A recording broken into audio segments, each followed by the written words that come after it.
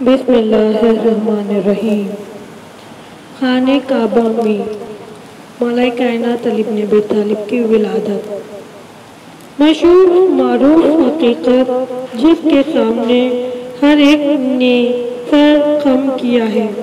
یہ سعادت سوائے علی علیہ السلام کے کسی اور کے حصے میں نہیں آئی، اور یہ بھی ایک بہت بڑا معجزہ ہے کہ خانہ کعبہ علی علیہ السلام کی ولادت گاہ بنی، جس کی تفصیلات یہ ہیں کہ جب حضرت علی علیہ السلام کی ولادت کا وقت قریب آیا، آپ کی والدہ حضرت بنت فاطمہ بنت اسد خانہ کعبہ کے پاس تشریف لائیں اور بارگاہ الہی میں دعا فرمائی۔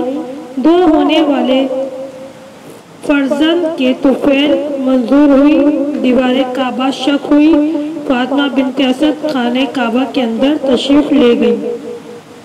کیا دیکھتی ہیں کہ ہونے والے فرزند کے لیے جناب مریم علیہ السلام، جناب آسیہ علیہ السلام، حضرت موسیٰ علیہ السلام کی والدہ موجود ہیں۔ ان سب نے زچگی کے فرائض انجام دیے۔